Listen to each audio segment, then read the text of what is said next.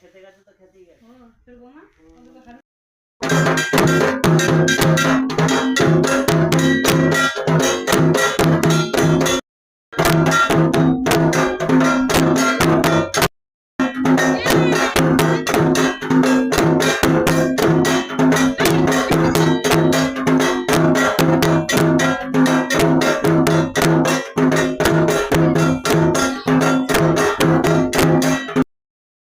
ঠাকুরমশাই আজকে কোন জায়গায় পুজোয় ভর্তি হয়েছেন এবং কি আজকে বনভোজন উনি মা বেরোন ভাদ্র মাসে এক বেরোবে, উনি সারা বছরে 3 বার বেরোবে।